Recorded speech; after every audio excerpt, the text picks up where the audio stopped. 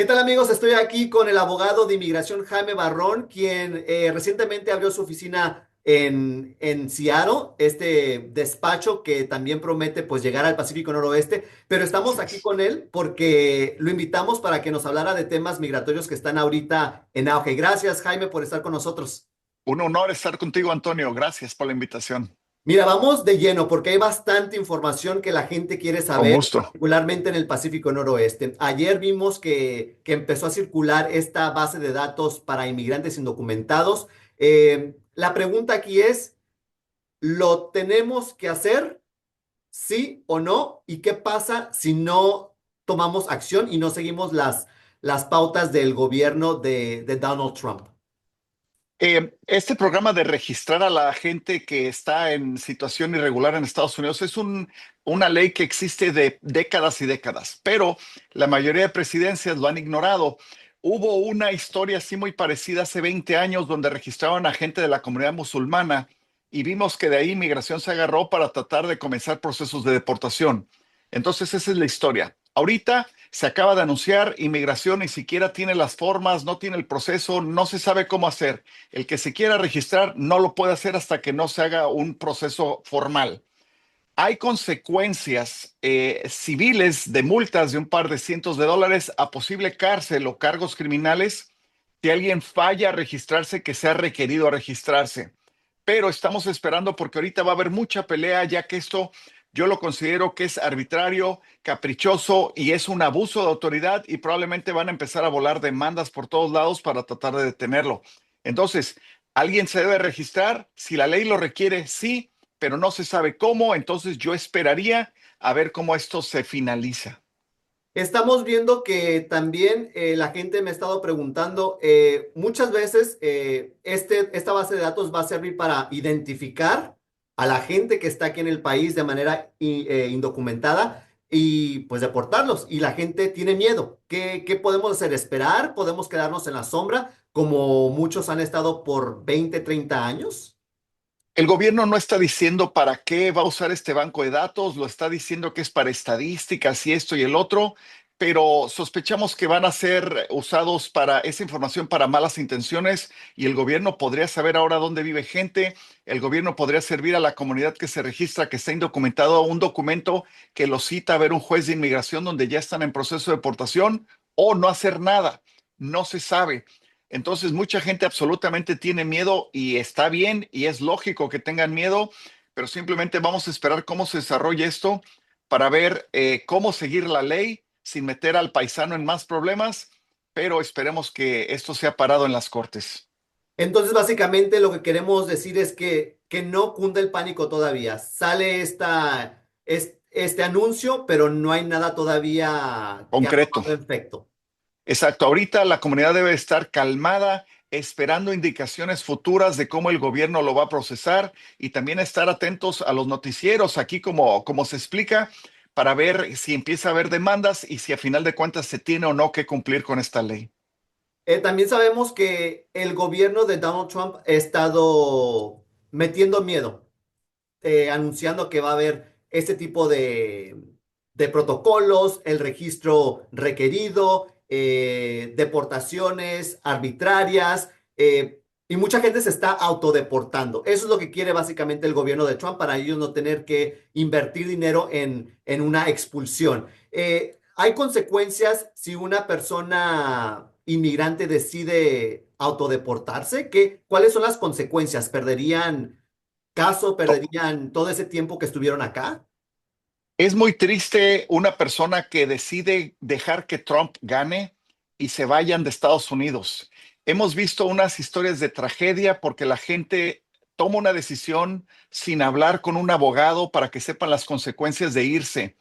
Y hay gente que lleva aquí 20 o 30 años y se van y se dan cuenta que ya no se adaptan a su país nativo y quieren regresar, pero ahora hay más consecuencias. Entonces, antes que nada, si alguien se quiere ir de Estados Unidos, primero hablen con un abogado para que sepan las consecuencias. Mucho paisano que lleva aquí más de un año y si salen de Estados Unidos, los van a castigar por un periodo de 10 años. Es la ley 212A9 que tiene repercusiones terribles. Por ejemplo, una señora me dice el otro día, Bueno, yo tengo a mi hijo que ya va a cumplir 21. Si me voy, total, que me arregle fuera de Estados Unidos. Pero le dije, señora, no hay perdón si solo tiene un hijo ciudadano. Usted la van a forzar que se quede fuera una década. Y pues ya le pensó mejor y pues decidió tomar otro rumbo en su vida. Pero es súper importante que sepan porque muchos van a salir con castigos que ni siquiera sabía que tenían. Entonces, ¿es recomendable la autodeportación? Absolutamente no.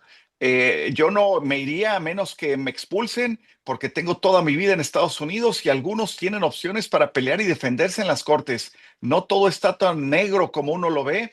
Entonces, nada más hay que estar atentos y saber sus derechos y defenderse. Podemos decir que aún la guerra no se ha ganado, o no se ha perdido, digo. Y hay batallas que se han perdido, pero continúa. Vale la pena todavía buscar un remedio a su situación migratoria. Así es. Por ejemplo, si alguien es detenido ante un ante una autoridad ICE por algo que no es un delito mayor y piden ver a un juez de inmigración, no firman su salida voluntaria, los van a liberar. Y de ahí es muy lento el proceso. Estamos hablando de años para pelear en la Corte de Inmigración y vamos a decir que tienen un caso muy malo. Cambia de presidencia, regresamos con otro presidente más sensato, más liberal y se puede negociar de nuevo para cerrar los casos en corte y esa persona tal vez no la hacen residente, pero se salva y no la deportan. Entonces se llama ganando, perdiendo lento cuando se lucha todo paso, todo obstáculo. Eso es lo que haría yo si tengo mucho que perder si me expulsan de Estados Unidos. Entonces, la gente dice, es que un abogado me cuesta muy caro, pero es el momento donde uno no puede considerarlo como un gasto, es una inversión al futuro, ¿no? Claro, es como un doctor, invertir en la salud, en vitaminas, en inyecciones médicas o lo que sea, se tiene que invertir. Si uno está en un estatus migratorio, lamentablemente es algo que hay que hacer, asesorarse por abogados que sepan lo que están haciendo y pelear cada etapa de su caso, porque estamos hablando de pérdidas pues de no vivir en Estados Unidos, perder el trabajo, perder muchas cosas si los llegan a expulsar y hay que pelear. Ahora, si alguien está en una situación de escasos recursos económicos, también hay agencias acreditadas sin fines de lucro que pueden ayudar casi gratis. Entonces, buscando se encuentra ayuda. Justamente hablaba de que el proceso es muy lento. Justamente el presidente Donald Trump está circulando la idea de invocar esta ley creo que es la que se estableció en 1700 y pico, que es la ley de enemigo extranjero. ¿Cuáles son las repercusiones de llegar a implementar esta ley de enemigos extranjero? Están argumentando que podrían ponerse entonces cargos criminales a una persona que se les puede expulsar sin derecho de ver a un juez.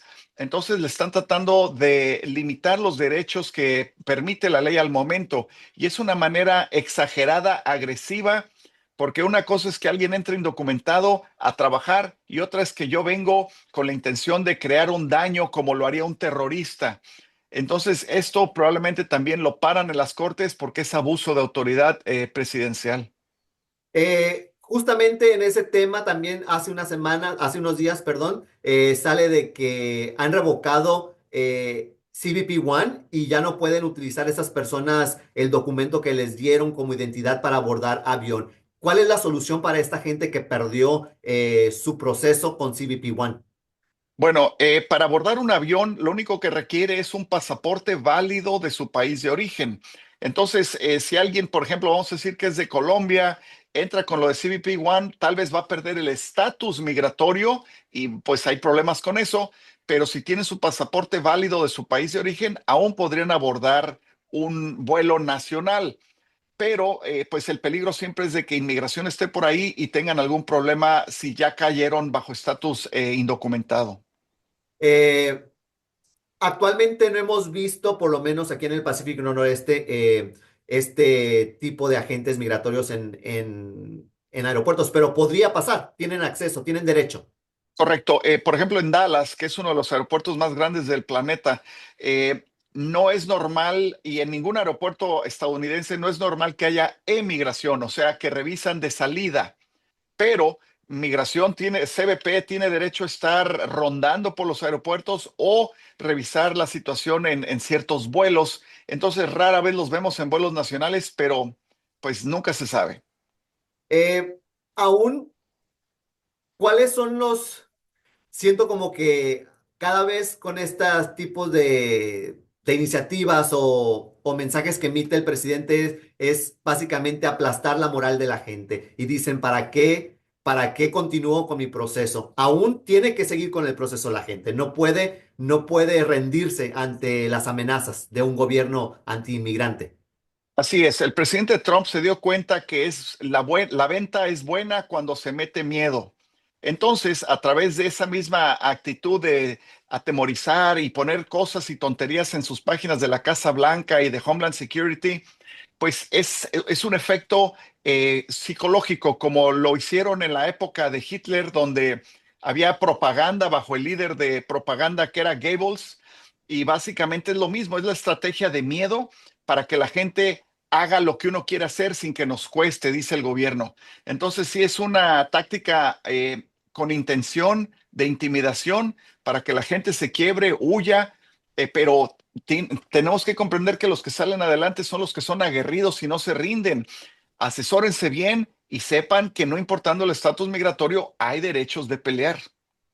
Como abogado, siendo que estamos aquí en el Pacífico Noroeste, tanto Washington como Oregon son estados santuario, la ley es muy diferente. ¿Cómo maneja un abogado de inmigración estos amparos que da el estado? Claro, la actitud liberal es mucho más abierta, más, en mi opinión, superior en el área del noroeste que, por ejemplo, en Texas u otros lugares que tenemos un gobernador antiinmigrante de lo peor que hay. Y definitivamente jueces federales son más sensatos, más lógicos, donde paran estas acciones extremistas del presidente y hay ciertas variantes por zonas de Estados Unidos. En teoría, la ley es la misma, pero la interpretación de la ley tiende a ser más liberal desde el estado de Washington hasta California, que por ejemplo en el centro del país como Texas o Mississippi, por ejemplo. Y entonces hay ciertos factores que son variantes que son más liberales, mejor actitud en pro del inmigrante en el noroeste. Así es. Bueno, Jaime, algo más que quisiera agregar. Sabemos que los temas van a seguir fluyendo. Hoy por hoy son como los tres temas más álgidos. ¿Alguna recomendación para la gente Claro. que está en la situación que no tiene un estatus migratorio regular? Claro, lo que les estamos recomendando a toda la comunidad es que si ustedes llegan a ser detenidos por ICE en la calle, por ejemplo, sean respetuosos con la autoridad, no se les pongan altaneros o revolucionarios y pidan no firmar su salida voluntaria. No quiero firmar mi salida voluntaria y eso le va a dar tiempo a que pues los detengan, le hablan a su familia y empieza la pelea de defensa contra deportación. No firmen su salida voluntaria, por favor. Pues ahí lo tiene mi gente, ahí la voz del abogado de inmigración Jaime Barrón con sus consejos y nos vuelve a repetir que aún vale la pena luchar por su estatus Así migratorio. es, Así es. así es. Jaime, muchísimas gracias por estar con nosotros. Gracias, el honor es mío, Antonio. Muchas gracias.